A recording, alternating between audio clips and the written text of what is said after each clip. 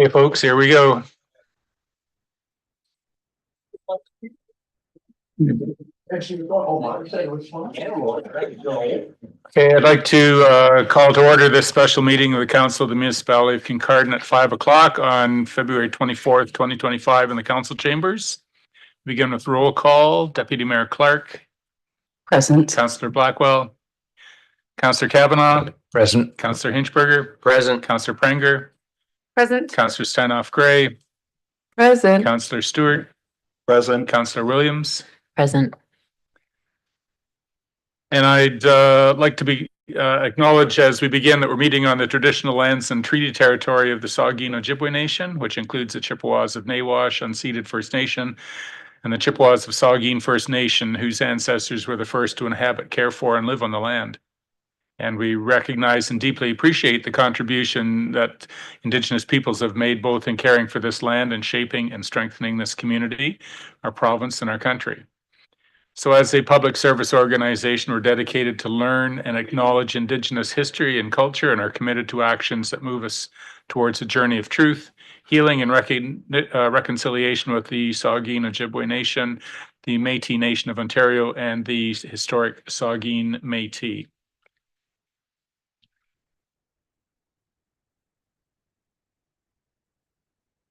Okay, I'd like to remind any council members to disclose any pecuniary interest now or as it arises in the meeting and the general nature thereof. And the business for which this special meeting is called is the budget deliberations. So before we begin that, I'd like to express my appreciation to both council and staff for being here. And it is we had our budget meeting before, and I had a very worthwhile conversation with a council member. And this council member expressed their awareness of the pace and progress that council is making through the budget process.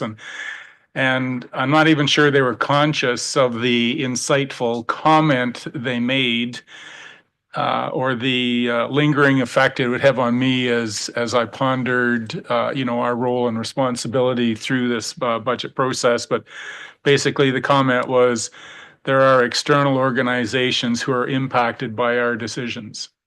And, we may begin to think that it's just council and staff that are who bear fruit or not as a budgetary outcome.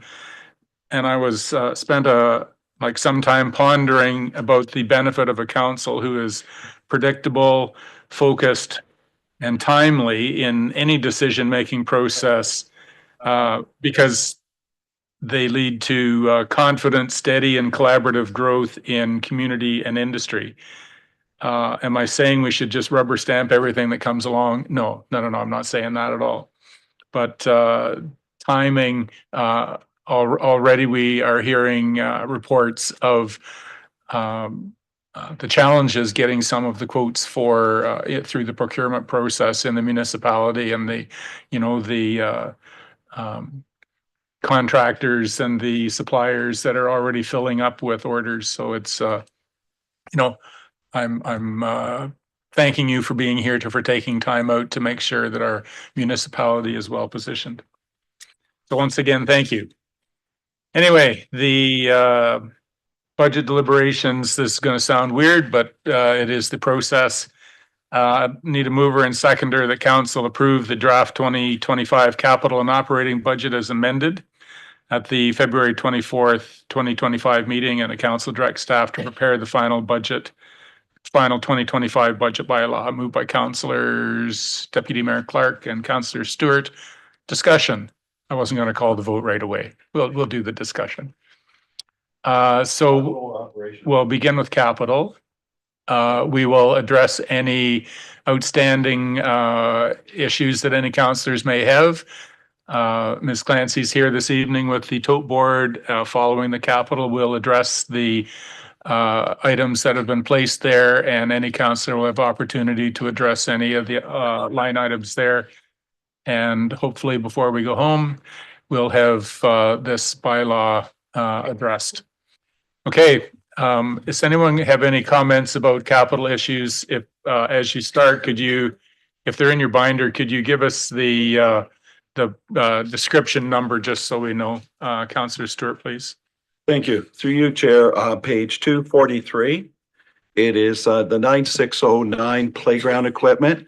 It's a comment only. I think the mayor and I have had a few calls about this one. This is the one to do with, we always try to do every year, an improvement to a playground. Well, they picked on sort of the Birchwood and also the Parkwood, and they talked in this proposal that they might close one, and they got people upset. But I also reminded everyone and all the residents that it is going to be an engagement, and the community will engage in all this, and we'll figure out the answer. This is not approved by council. This is not approved by the community yet. So when the time comes around, we will be all there talking about this. So I just wanted to tell people, this isn't set in stone yet. And to be honest with you, there'll be a lot of discussion. So please reserve your comments until we actually start having our open discussions, probably in the spring. Thank you. Further? You gonna say anything? Councillor Stewart? Thank you. Appreciate what our CEO gave us. This is to do with the Brown Hill Bridge, page 198.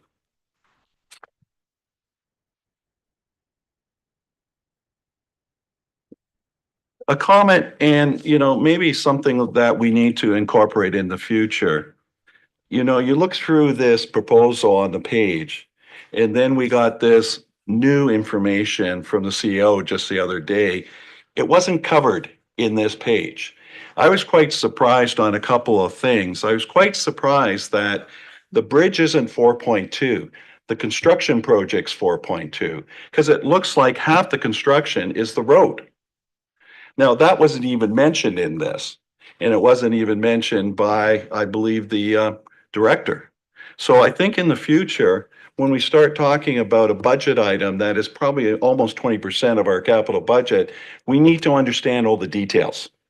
And I'm not quite sure, I'm still not totally convinced that a bridge that's been around for 75 years and is only really one lane, we all of a sudden have to make it a 2-lane, and that probably takes a little more responsibility to do the road. But I'd really like to know, when we do the R for P, exactly what the extra cost is because we decided to go with 2-lane versus 1-lane.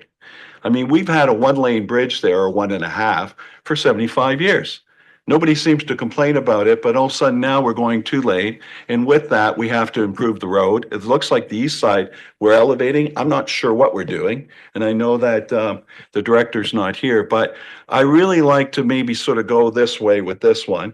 We'll prove it tonight, but I want to know more details when we go into the R for P. I really want to know the difference between a 1-lane or a 1.5 lane and a 2-lane. Is it $1 million? And nobody seems to know. And I think he sort of mentioned, well, it's not that much a difference. I don't know what much difference means. So we're going to understand, we're going to ask Adam to probably explain a little more, but for convenience sake, we'll approve the deal, but we need to take another look at it before we approve the R for P. Thank you. Councillor Stanoff-Gray, please. Thank you, through you, Chair. This was actually one of the items that I had wanted to talk about. And I did have that question of whether we really actually needed to go the 2 lanes, whether it's always been the 1 lane. Adam's not here, so I don't know if it's fair to ask Corey, if Corey's here in his place. But like, I read the bridge study that was provided, and I know that's not what we're here to discuss, but it informs the decision for me that we would make to this effect. And when I looked at the proposed costs for the next 1 to 5 years in that study that was provided to us, the Bridges Master Plan, we were looking at around 11 million. And then when I looked at the next 6 to 10 year costs projected based on recommended activities, it was 8.3 million. And then I know when we were looking at the multiple lanes for Broadway, we had talked about how that bridge is going to need to be replaced in the next 10 to 15 years. And when I looked at that bridge was showing a replacement value of 4.9 million. But if you look at the way the costs break down, what they said the replacement value was was about, on average, for all the bridge replacements we had, 93.5% higher than what's quoted in the CRV. So in that case, we'd be looking at 9.5 for a Broadway bridge. So when I looked at things based on the bridge condition index, anything under 50, we could be looking at like 16 million in bridge work that were not canceled or recommended for retirement, or like, so they were expected to be maintained. So it felt like we're coming towards a huge balloon because it's the same value as 10 years work in the next, what I would project as a 10 to 15, even though that's not talked about in the study. So I'd just like to understand it because that would make me a little more comfortable going forward with this bridge, because I don't want to have, I know we say that this doesn't affect the budget necessarily, but it does if I keep adding 3% increments to try to make up for my asset management shortfalls. Director of Corporate Services or Corey, manager, do you want to touch on those concerns of the councillor, please? Yeah, through you, Mayor. We can take a better look at it. I know on Wednesday we have the engineer GEI doing a presentation on all the information that was in the report, and so some of the stuff that may come up as a CRV is a different number than the actual replacement value as the OSIM. I'd have to take a quick look at the numbers and I can get back to you. Councillor Hinchberger, please. In the absence of the Director of Infrastructure and Development today, I'll ask my question of the CAO. I thought your email today, thank you about, but I actually thought that's derived from a report that staff actually brought to council sometime in 2024, identifying the various options for choosing the bridge, and council may have actually, by resolution, picked the steel beam bridge. If you could just help clarify that for everybody. Through you, yes, I don't have it right in front of me, but my recollection of the budget presentation initially included a report specifically on this structure because we understood that this was a big capital cost, a big component, as has been acknowledged this evening, that it is a significant cost for this year's capital project list. So there was a report specifically on this already during the budget deliberations, but Councillor Hinchberger, I think you're referencing a report that was even earlier than that in 2024. So I'd have to go back to see which month that was, but yes, I believe that's correct. So I think Councillor Stewart's comment regarding process here, there are some questions that we have, but I think it would be appropriate. We can approve the budget noting conditional that we're going to receive more information. Having said that, the numbers do come out of the reserve funds, so they do not directly affect the tax rate. They do, of course they do, not directly this year, but they do affect it. And if that is acceptable to council to move forward in that regard, then like we can spend a lot of time discussing questions that we can't answer this evening. But I think the information we receive Wednesday night, plus more information from our director as the process moves forward a bit, will give council the information we need to make the right decision, whether it's that money is expended on that bridge or on a different bridge, or what the process is. Okay. Further questions regarding the capital budget? Councillor Kavanaugh, please. Thank you very much. And through the chair, I'd like to bring up Station Beach Boardwalk Reconstruction, Project 9625, and that's found on page 248 in the budget. No, if I may, this is more of a general sort of comment to council. This is a fairly significant project, and it will be a once-in-a-lifetime project. When it was first presented, it was going to be composite and has since moved to elements of concrete, which I understand there are reasons for that. I think my concern is we already had two outstanding projects within community services last year, being the peer safety implementation as well as McPherson Park, and both have sort of rolled over into this year. And I worry that committing $750,000 to this project this year, given that it's given a medium priority, will potentially leave that staff stretched to do the best job that they possibly can. And seeing as this is going to be the public facing thing for our beach and waterfront, is it better to defer it 1 year?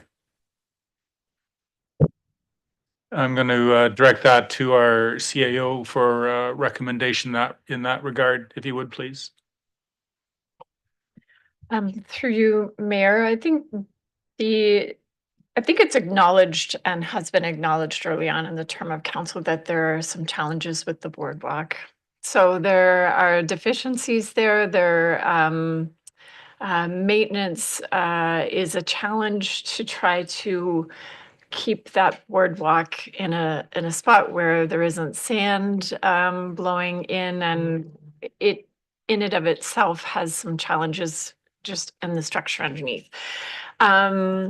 My suggestion would be that council proceed with the project, but I think that there is, and what I have heard is there's a desire to actually understand more fully prior to approving the capital works being done, to be clear what the look of it is, because there has been some changes that have happened over time, information that has been presented, and then more information has come forward and it's been shared through this process. My suggestion is still that council proceed with this as a capital project for this year because of the deficiencies that we experienced there. And that we commit as staff to bringing forward more information prior to an award being made about exactly how this is going to look, because I think Councillor Kavanaugh, you have acknowledged that it is a once in a generation type of an investment that is really for the public, an important piece of the look and feel of the community. And I think it's a worthwhile thing to make sure that you're happy and comfortable with what happens moving forward.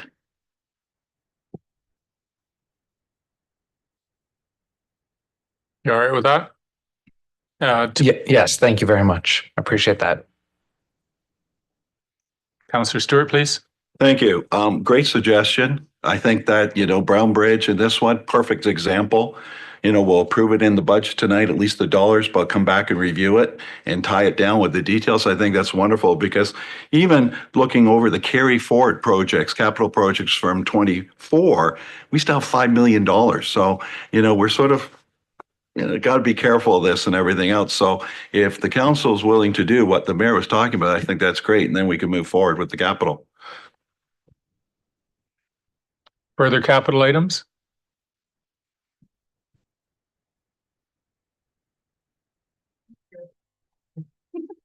Want us to delay for a while? I'm like trying to look stuff up. I don't have paper copy because we're really fun thing. You can use mine. Oh, I'm sorry. Can we just go to operation? I'd really like to, when we leave this, be assured that the capital budget is been addressed as fully as council would like it to be. The capital, yeah. So I'm just going to take a slow drink of water here and then I'll be back in a minute.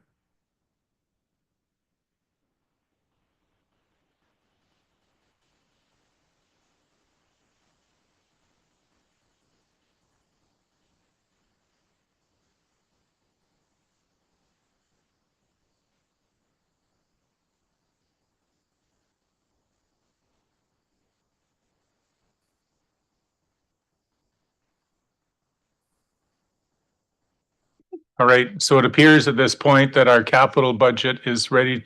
Do you have a question? Okay.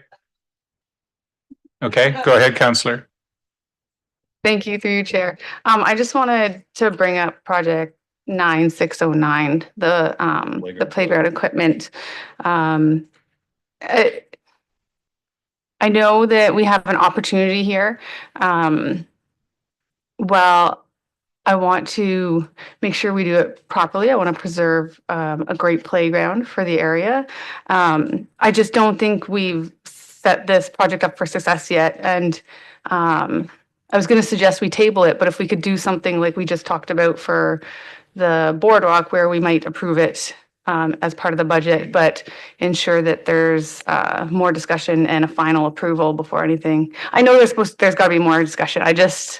I'm concerned about this one, and I wasn't sure how the rest of the councillors felt about pushing it off entirely until next year, or keeping it in and ensuring that we highlight it for discussion.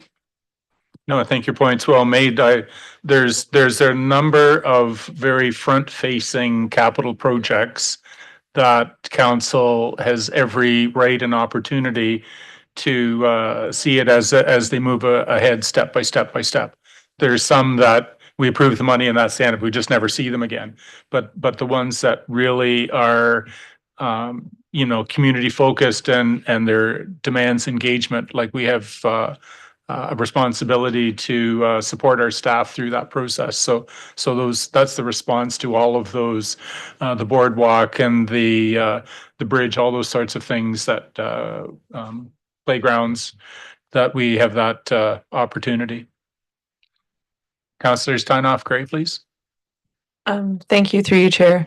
I guess I'll ask our CAO because our director's not here, but I was just thinking in my head based on the comments previously made by Councillor Stewart and those just made by Councillor Pranger. And if we are already getting concerns about potentially, it says we're reconciling two parks because both of them have equipment that doesn't meet safety standard. So I would assume we're removing the non-safety standard equipment. So there will be an impact to that community.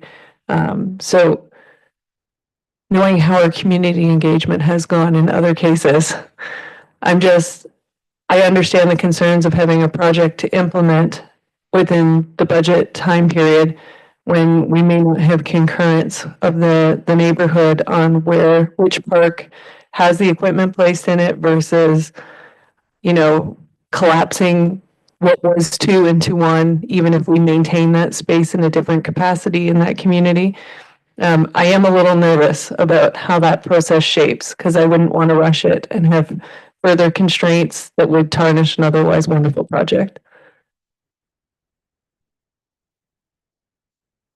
Yeah, through you, Mayor, I think there are challenges with any kind of a project where you're going to potentially lose something. So when you have a change that is being considered, there will generally be individuals who feel greatly impacted by that change, and they feel that it's potentially negative. So even if, say, for instance, the project were generally supported to be in one particular area for that new structure, there will be people who, say, for instance, live, a door or two down from a space where now all of a sudden there isn't playground equipment, who will feel like this is not what they moved into the community for, or they'll have particular interests. So absolutely, it's one of those types of projects that should have public consultation and input to try to come to the best resolution possible. But there will certainly be people who are likely not satisfied with whatever outcome occurs because it's change. So it may be possible that through the process of consulting with the public and council then makes a decision that matches the community's feedback, or they may make a decision which, given other information that they have, they say, no, the feedback is going, we appreciate that, but knowing what we also know over here, we're going to make a slightly different decision, and this will be the final outcome. If you're hoping for specific public consultation processes around this, I think we can talk about that going further. But if you're hoping to defer the project, I guess I would need to speak to the director just about, what the removal of playground equipment requirements are. Okay. I just Sorry, I think what I'm hearing is that we're going to follow the same principle. So we have an allotted amount of funds that we can work within to rectify the situation of the equipment that doesn't meet safety standard. And through that process, we will be doing the consultation, and if we have to make adjustments, as the process goes through, we will. It's just, in principle, this is the amount we expect to spend in this time, and I'm fine with that. Yeah, the funding is going to be approved and the consultation needs to be considered as we move along. That's the issue well presented.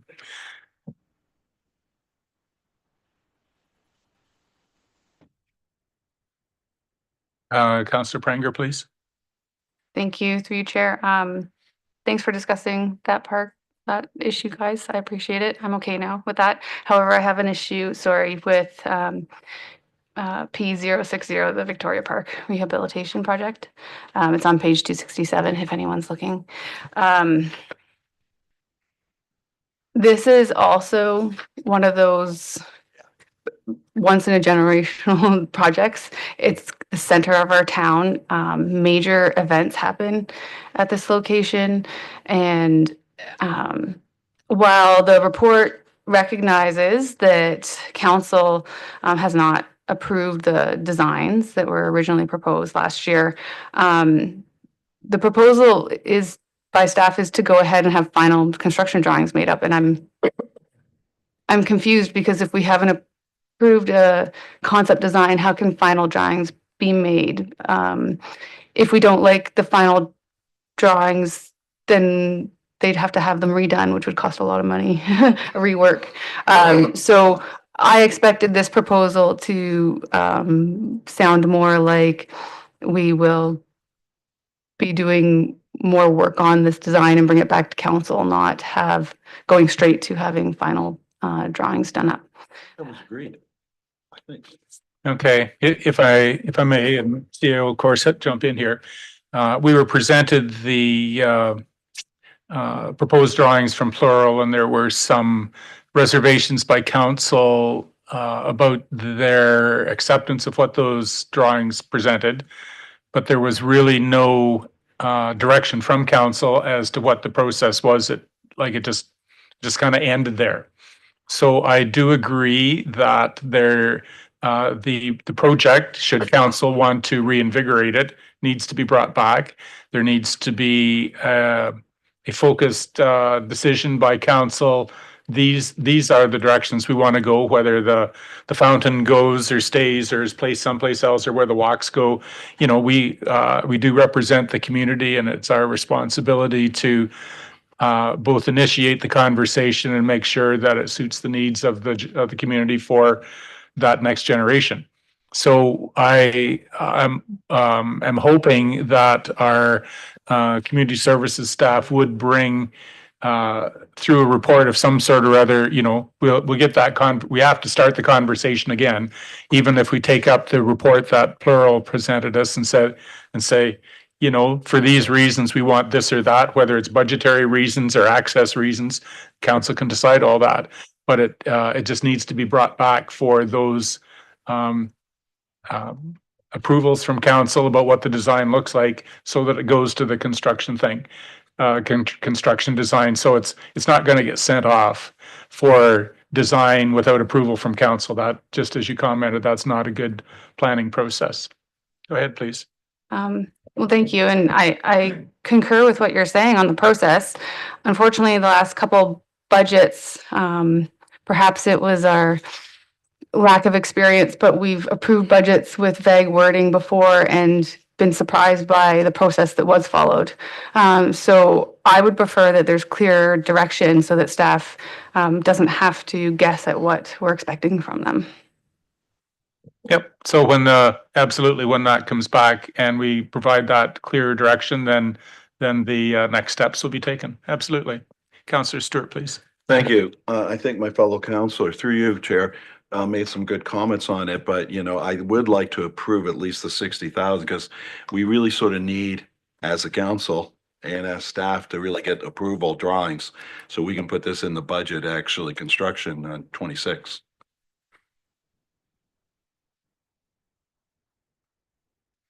Councillor Steinhoff Gray. Thank you, through you, Chair. I'm aligned with having some funds in the budget for this. I'm going to just acknowledge, I've heard a lot of people speaking in the community, and I understand that we've done a lot of community engagement, but there is a general feeling that, I don't want to say if it isn't broken, don't fix it, but I think that we have to make sure the magnitude of the design still fits in with the expectations, because there does seem to be some individuals in the community that would like us to maintain part of the elements of what it is and what it has been. I understand that there's pieces that have deprecated that we have to deal with, but just keeping in mind that it is a timepiece, but we have to be fiscally responsible with what we do, because that was some of the feedback that I was getting from our constituents. So I think that when we look at those designs, we take that into consideration to make sure that it's cost conscious, but also meets with the character of our community. Councillor Hinchberger. Thank you, through Mayor. This is my personal opinion, but I think we're in danger of going into the weeds here. I think that the question is, we had a process for Victoria Park. Maybe, reimagining wasn't the best choice of words, but we had a process. We went through it. I think it had at least 2, if not maybe 3 engagement sessions. There were 3 draft designs that were the basis of discussion first. They consolidated onto one. I understand that there are some, I feel like we're getting into the micro here. And I'm not really sure why. If we as a council wanted to say we don't think that the process that was set up properly to get to the outcome that it got to, that's fine. But my challenge for my colleagues would be is, what was wrong with the process that was used for public engagement, the review of conceptual designs, and the final outcome? Because if we're talking about the what are the wishes of people in the community, my question would be is, what about the wishes of the people of the community that ended up with a majority of them approving the hybrid design that was displayed in an open house at the Davidson Center prior to it being brought to council? I guess my question is, what changed?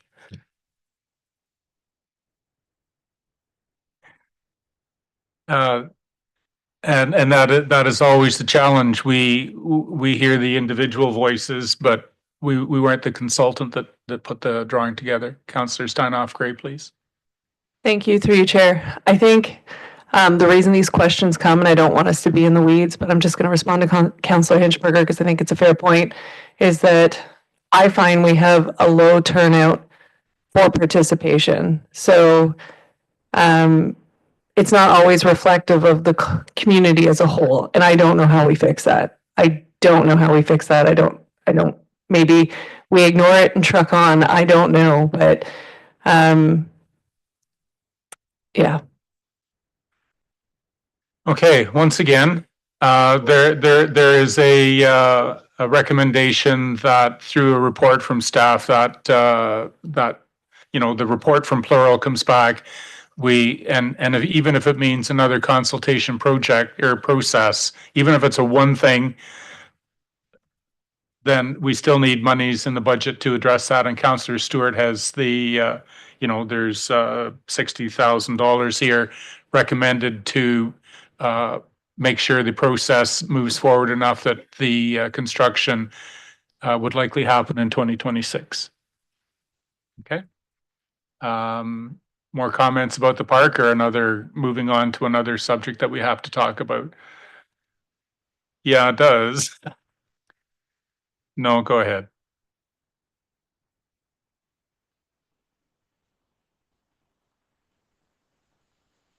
I was just going to say thank you, through you, Chair.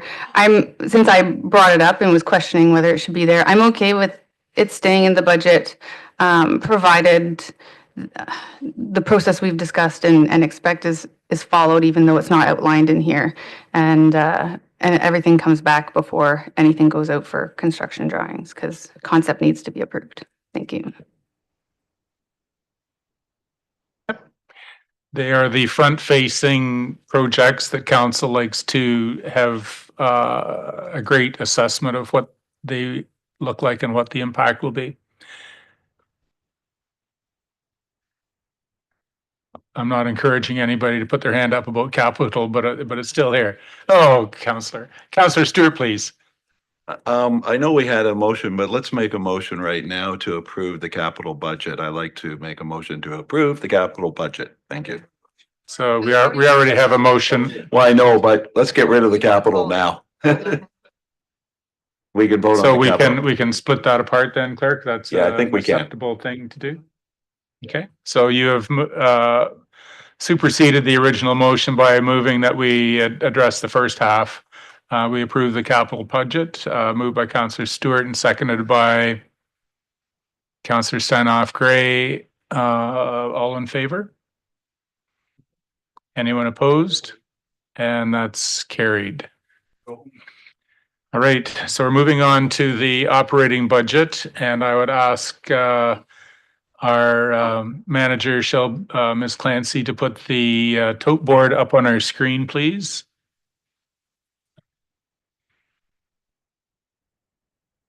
Councillor Stewart, please. Thank you. Through you. Page 59, Parks and Facilities. Oh, we haven't got there yet. We haven't got there No, yet. I'll come back to you. Okay, no We'll problem. get there. Okay. So here is Going for it. here's the tote board at this point, and you'll notice that when we start from the top, the number that staff had brought back. Can you scroll up there, please, to the top? There we go. Keep going. There we go. The opening budget, as per council direction, staff, after their careful consideration of the budget, it was proposed at 799. We had a couple of different, as of the at December 10th, there had been some additions, subtractions made. We were down to 6.45. And then at the end of January 13th, we were down at 6.01, and then we addressed some of the other operating issues. And at the close of day on January 13th, we were at 8.26. So the items there in particular in that screen where we're at now are the items that are broadly up for discussion regarding the operating budget. Director, please. Yes, through you, Mayor. Yes, so the highlighted items that are on that spreadsheet are the ones that council has already agreed to, and the other items that are remaining are the ones that were requested to be put on the tote board for further discussion, and so those are the ones that remain needing to be discussed. But the sum of all of those items would be the 8.26%. Ouch.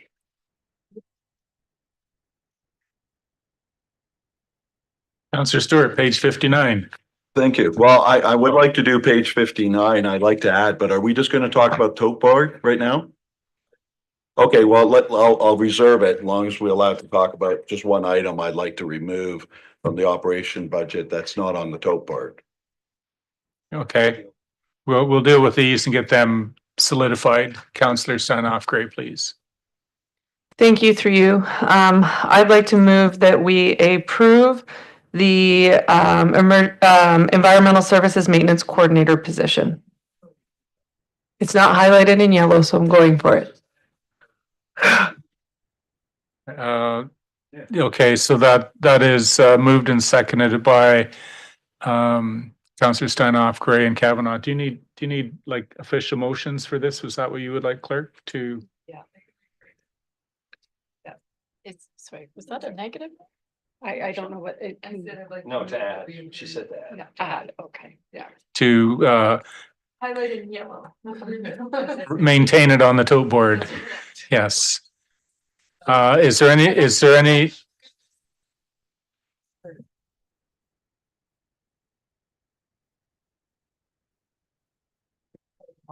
So, so I acknowledge, but we want to, in the efforts, Ms. Clancy, is it a real simple thing to highlight those as we go by? Just so that we're not getting confused. Oh my God. Oh, no, I didn't mean all of them. I just meant one at a time. Is all in favor of maintaining the, Including it in the operating budget, right? the environmental services maintenance coordinator position? All in favor? And that's carried. That's highlighted now. Councillor Prenger, please.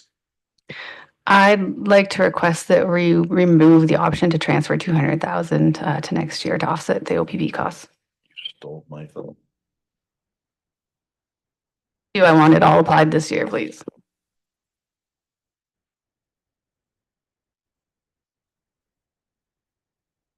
Are you seconding this? No, I was going to comment once someone seconds it. Okay. So it's moved by Councillor Prenger and second by Councillor Stewart that we remove the 200,000. Councillor Kavanaugh, please. Thank you very much. And through the chair, this is a question from my fellow councillors. Recognizing that costs are going to increase again next year because the way the contract was retroactively applied, what happens next year when the tax bill is even higher? Councillor Hinchberger, please.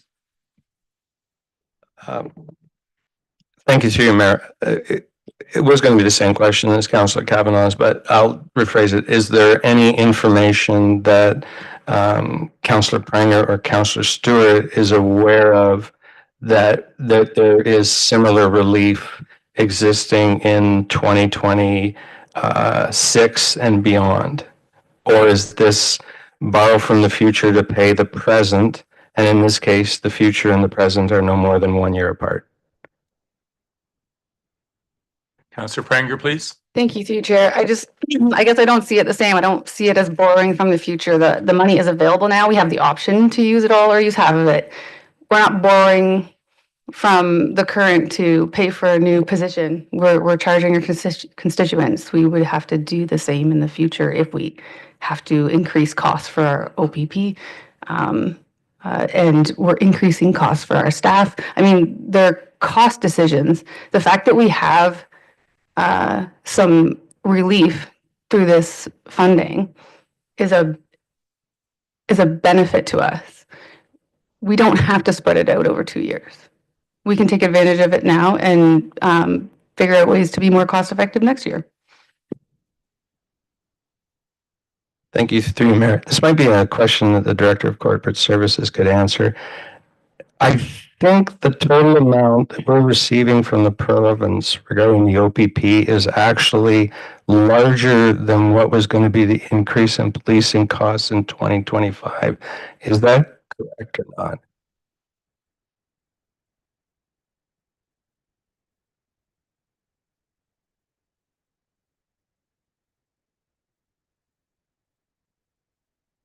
Sorry, through you, I don't have that number on me, but the original increase to our policing bill would have been higher if we had had the school resource officer included in the budget. So because we reduced it and removed it out of the budget, then our increase in overall OPP costs was less.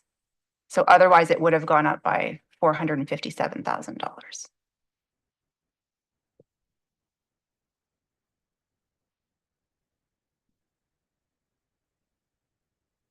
The presence of the school resource officer and our investment in that had mitigated some of the increase already because we didn't carry it forward.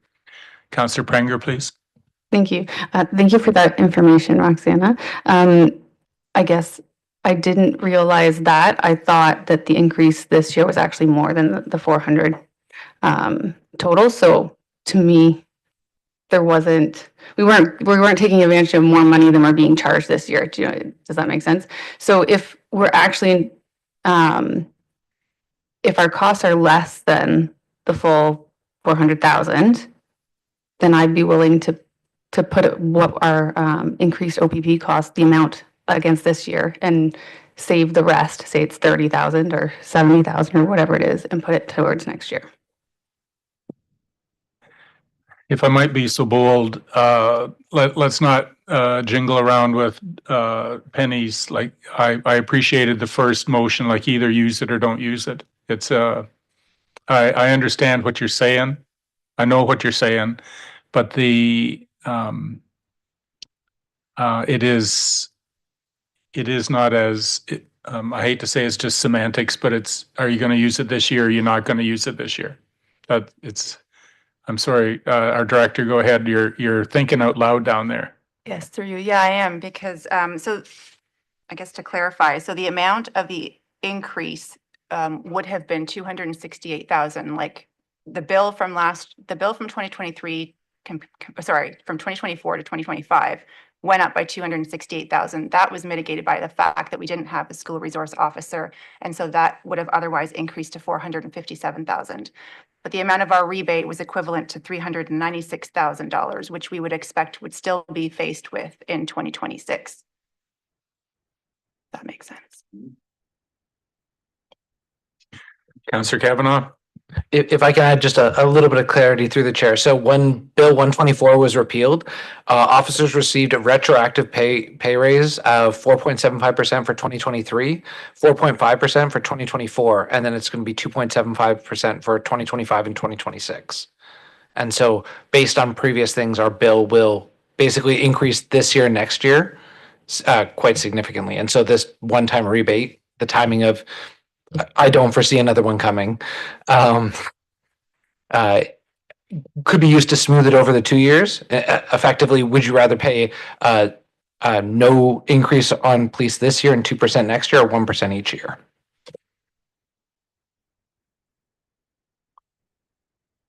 So the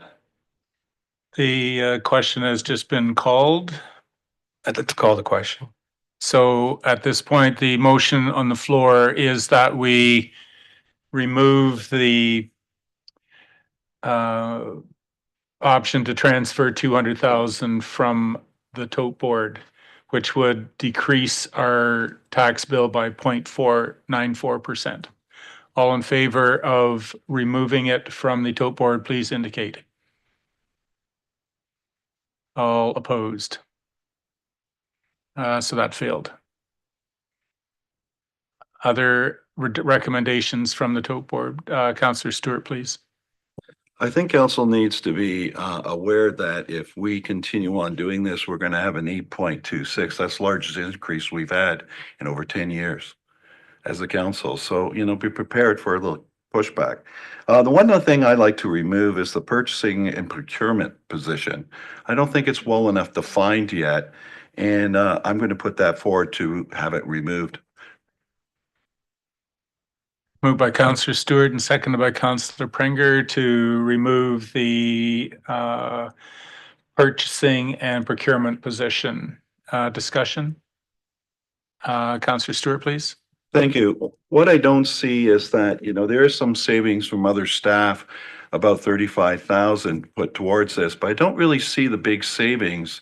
And I don't see us quite having the systems in place to have this person really be very effective. It looks like from the reports, the departments are still going to look after this. You really need to have one centralized, and I don't even know the figure or any projection of the figure. How much are we spending that this person could have an influence? Do we spend $1 million on this stuff? And if we do spend $1 million or $2 million, this person maybe can save 100,000. But right now, it's a little bit like, okay, well, we're going to bring somebody on. It'll keep the staff. 450 hours will be there, but I don't really see the savings, so I just can't support this right now.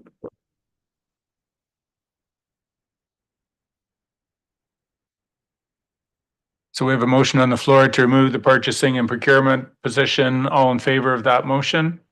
And that is carried.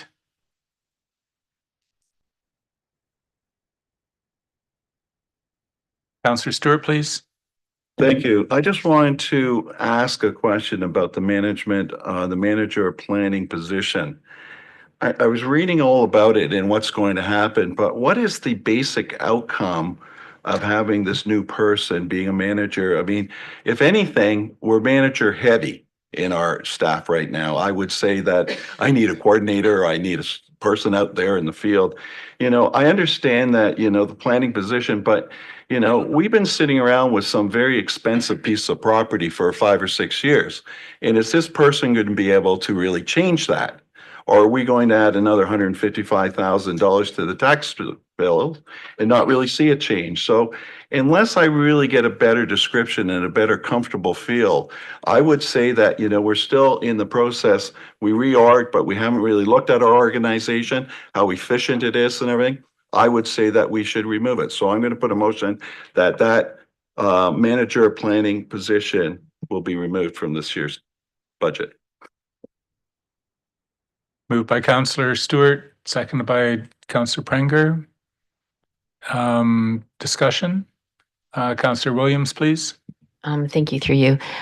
I have a question about that position as well. Knowing that it's a net new position, and the idea is that we'll have the opportunity to help to expedite some planning and development applications to ideally bring in more revenue in the potentially short, medium, and longer term.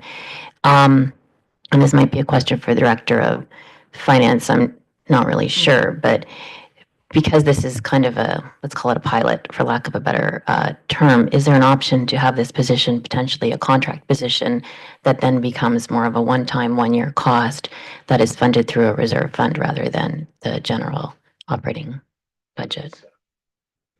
So, do you want to speak to that, CAO, please? So to address two components there, I think, of what I have heard. So in terms of an organization review, council has received some feedback in closed session with respect to a review of the overall reorganization. The one component that I would say that we have observed, and why it was acknowledged as a position that we as staff discussed and put forward is a manager's position, because we are not looking for someone to review applications. We already do have that service in place through the county. They assist in local planning application reviews. We also have a planning coordinator that helps to support the manager of development services and supports and facilitates planning applications as well. Really helps to support what the county is doing also.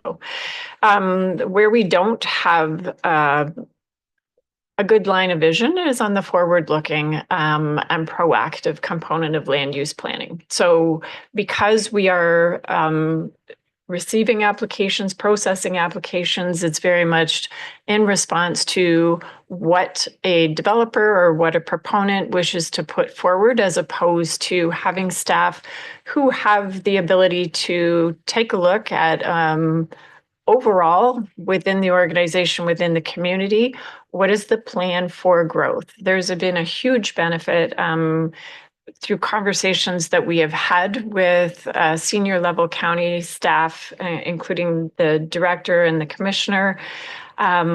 Hugely beneficial, but those are limited for us because they work for another organization. As much as they are interested in supporting the municipality of Kincardine and have been in meetings with staff to help envision, it truly demonstrated that there is a gap within our organization in that space. So it's the higher level thinking that would come with someone who has years of experience for a manager's position. With respect to a contract position, certainly we could aim for a contract position as a one-year pilot. My concern with that approach would be that you are not getting the most qualified candidates because they tend not to be looking for positions that are short-term. Someone who is looking for a manager's position and the qualifications that we would be seeking tend to have years of experience and aren't looking for a one-year contract. I think that's all I would have to offer on that. and really wouldn't fit into the category that would be financed by a reserve fund because it is like a really operational and an ongoing sort of expense, even if it's for 1 year ongoing like that. So, go ahead. I think the other piece that is worth noting is the housing action plan that has been adopted by council. This would be a position that could really assist with moving that forward as well. Really within the land use planning context of a proactive visioning. There's a lot of components that fit best within that plan under someone who has got carriage of the planning portfolio, if that were council's decision to support that. Councillor Stanoff Gray, please. Thank you, through you, Chair. I'm a little torn, but for me right now, we have a number of developments, like residential developments that have been approved that haven't been actioned yet. We're still waiting for some commercial, and as we find ourselves postured towards a potential trade war, which they estimate can move us from 2 to 4% decline in GDP and slow our growth for 3 years minimum. Based on the posture that we're going in, we were having this conversation before the situation that we have happening right now between Canada and the United States, I might have a different perception, but right now, I'm not sure whether it helps us a lot to be forward facing when I think we're going to see a decline in what people are doing and the risks people are taking, especially when tariffs increase costs that include, like, that's going to increase building costs. And so for me, I don't think it's pragmatic now. When I say that, I don't think it's that I don't think we shouldn't at some time revisit it. And then maybe just to help me clarify my mental model, like, when we say yes or no to things, if someone asks for a zoning change, even if we are identifying what we want to do based on the provincial policy statement, we still have to adhere to it. So if someone builds a case for why to do something, whether it's what we envisioned, I don't know that we'd have a strong foot not to. So, like, if you're telling me this position can help us to that capacity and making sure we protect those areas where we need things, then I might be swayed, but right now with the economic situation we're facing, I'm not sure that it's the right role. Councillor Prenger, please. Thank you, through you, Chair. I was originally wanting to add this position during our last couple talks, mainly because of my limited understanding of what our CEO just explained. Thank you for giving more context. However, much like Councillor Stanoff Gray's comments, from my perspective, we're in some tough times right now. I personally have had to change my budget and not get things I want and only be able to get things I need. And I think that's the times we're in right now. And in order to be fiscally responsible as a council, we need to stop squeezing out every little last bit of the things we want and focus on, as painful as it is, on the things we must have and need. Unfortunately, that means I will be voting against adding this position. And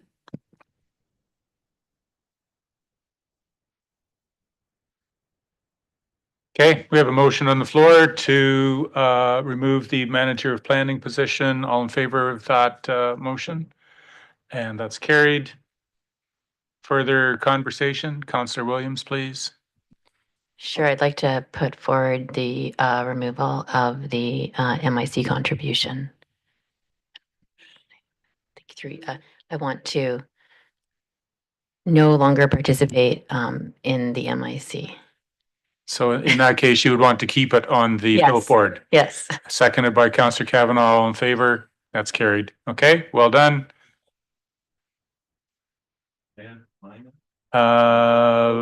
Councillor Stewart.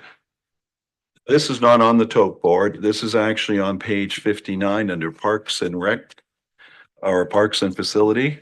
I'm thinking that this year, I'd like to remove the contract service, include 50,000 for a trail master plan. I'm starting to hear a lot of things we're planning to do this year, if I can name them. Victoria Park, Boardwalk, Tiverton Sports Center, we want to do conceptual drawings there. We also want to do Davidson Center, we have a cycle master plan, we have a tree removal, we have Birchwood and Parkwood. I don't think we need to do another master plan right now because we probably won't have the money to actually do anything. So this could save us, and I'm not saying completely forget it. Let's just defer it to 2026. So that would be a $50,000 saving on page 59. So I bet It you, does affect it because it comes under contract services. It wasn't coming out of the, it was being funded out of. Why would it be funded under contingency services? That's just a tax delay. Well, it's delayed, but. Yeah. would you like to speak to that or anything, or is there, It can be removed. It's just. can be removed, but it's not going to affect the tax rate on this year? So, Councillor Stewart were you going to make a motion to talk about this, or were you going to? I was going to change my motion. Oh, Because I like it to affect the tax return. So why don't we take $50,000 out of contingency fund towards operating budget And remove that. and remove this?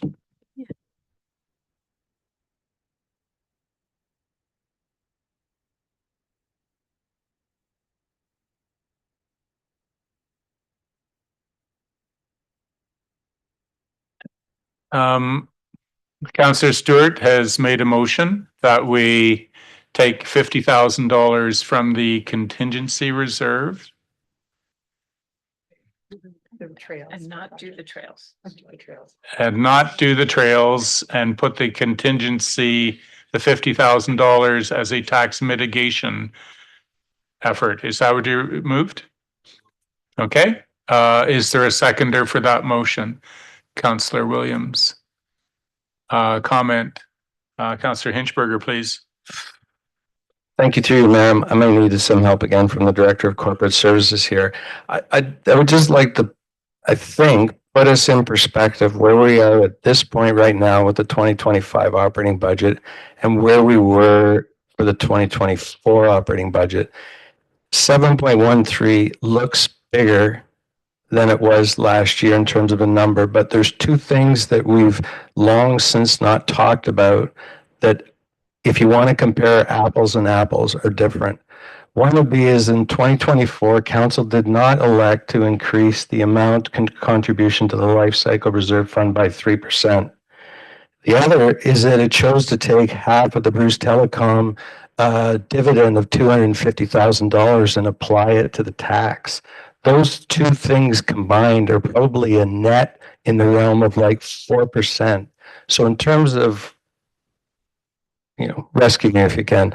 But I think that if we're in a, like, if we really wanted to compare this budget to last year's in terms of looking at relative comparison, there are things that we've done here that we didn't do in 2024.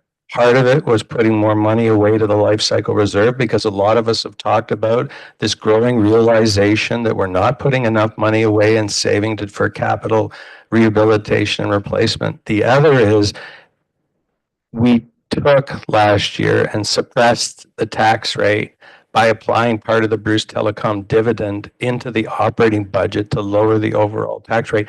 And we didn't this year, which in effect is putting even more money available to accrue for capital rehabilitation and replacement.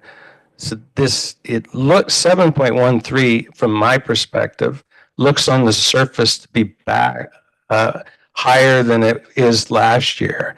But what we've done and set aside is much more future thinking than it appears. Thanks. Any other comments regarding the transfer from the contingency fund into the operating account. Councillor Stewart, please. Thank you. And through you, Chair, I agree but disagree. I think that we do need to be careful. We seem to be a little bit isolated here from the rest of the community right now because, you know, I was asking Bruce Power what kind of raise increase they got. It was 2%. Asked the staff what kind of raise they got, 2.5%. And here we are looking at 7.13. You know, I mean, sooner or later, we're not going to have anyone living in town, even if we have affordable housing. So you do need to consider, I mean, we've had some large increases under this term right now. We had 7.75 or 7.4% in 23 and 7.13. And if we do another 7, it's almost been $500 in the last 3 years that we have increased people's cost of living here. You know, that's almost a 20%, 21% increase. So, you know, if we have to use some of the reserves to counteract some of the cost associated with it, yes, we did do the 3%, and we are very grateful that we decided to do the 3% in life cycle. And next year, I have a great plan that we might not even have to do the 3%. But right now, I can't say anything. But, you know, I think it's hard to, you know, time's going to be tough, and to try to put together a 7.13, I couldn't support that right now.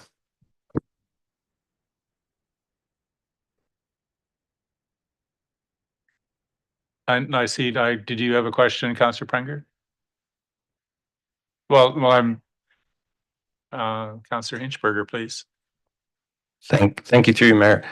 So I'm just trying to give perspective, and then we'll do what council should do and vote, and we'll accept the will of the body. But this is a essentially is a 4% operating increase and a 3% capital increase. And by comparison, many of us who went to Roma talked to a lot of our colleagues that have realized that this capital expenditure requirement that many municipalities looked like they didn't even consider post amalgamation until the province actually legislated the requirement for asset management plans is coming home to roost. And it's, I think the only way to avoid it is look to strand some sort of assets. Saugeen Shores, I mean, everybody likes to say, why do they have what we don't? But if you add up their twofold increases, they call it like a net or special capital levy, and then their other one, their rate maybe just under 7 in comparison to ours. I look at this, I don't like it either.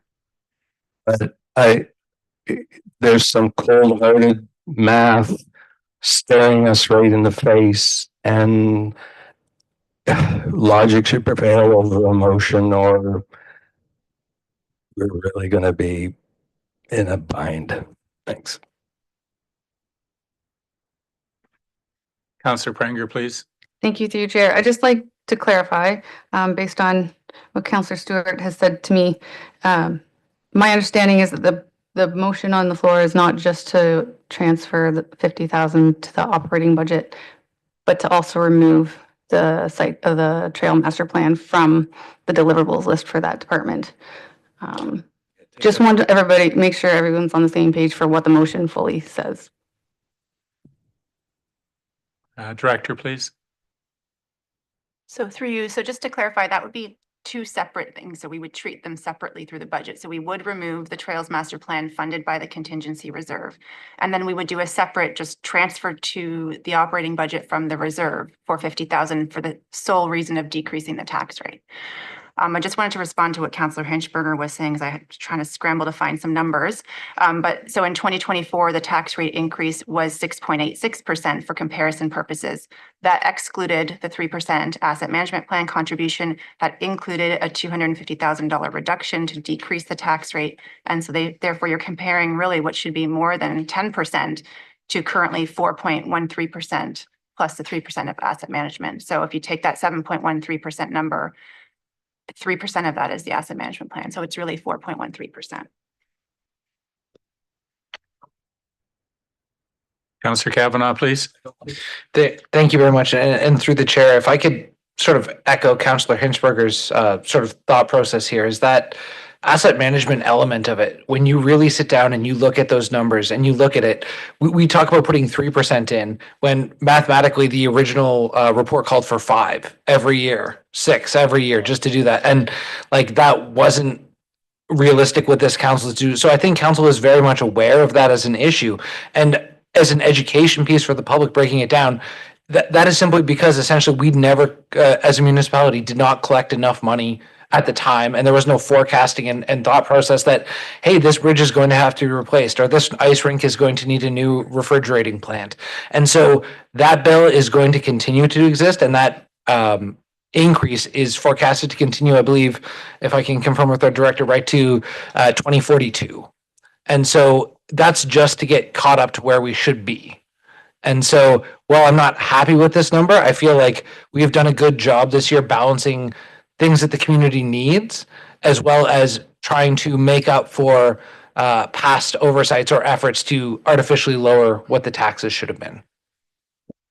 So I'm going to, we're a little wandering off the motion, so I'm going to draw councils back to the motion, which is to remove the $50,000 trail master plan from the budget process and withdraw 50,000 from the contingency fund to include in the general operating expenses. Would you like them separated? Okay. So the first thing we'll do is vote on, and with the mover and seconder's concurrence to split those into, it was a seconder for this. Oh, Councillor Williams, I'm sorry. Is that all right by you to split those into 2 motions then? Okay, so the first motion that we will address is removing the $50,000 Trails Master Plan from the budgetary process. All in favor of that motion? And that carried. So that carried. The next part of that motion is to move $50,000 from the contingency fund into the general operating account to mitigate taxes or whatever other reason you think it's there for. All in favor of that motion, please indicate. Opposed? And that one is defeated. Okay. Ms. Clancy, that where the tote board's all updated to where we're at. I appreciated Councillor Kavanaugh's comments. Actually, when council had our preliminary discussion, we looked at 8%. Staff came back at 799, and we proposed a number of things. We've moved the shells, and we're down at 7.13.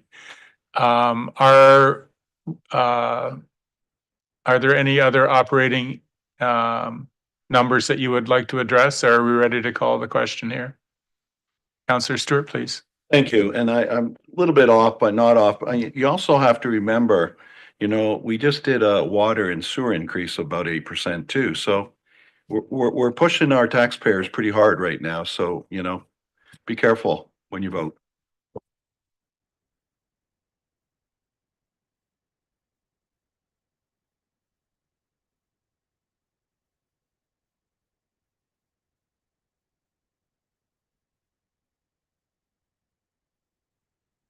All right, so we have a motion on the floor. We've approved already the capital. And I just want to confirm the mover and seconder. We're splitting this motion. That was Deputy Mayor Clark and Councillor Stewart, that we approve the draft 2025 operating budget as amended and presented, and that council direct staff to prepare the final 2025 budget bylaw. All in favor of that motion? Read the motion. That council approve the draft operating budget as amended at this meeting, and the council direct staff to prepare the final 2025 budget bylaw. All in favor of that motion? Anyone opposed? And that's carried. Okay, we need a mover and seconder. 15 minutes. Mover and seconder that the bylaw to confirm the proceedings of the Council of the Corporation of the Municipality of Kincardine, February 24, 2025 be deemed to be read a first, second, third time, finally passed and numbered as bylaw number 2025 something. 120 or 22. 22. Moved by Councilors Kavanaugh and Hinchberger. All in favor? That's carried. And mover and seconder that we adjourn at 6:14. Moved by Steinhoff, Gray, and Williams. All in favor? And that's carried. Staff, council, thank you very much for your consideration. A whole bunch of things move on.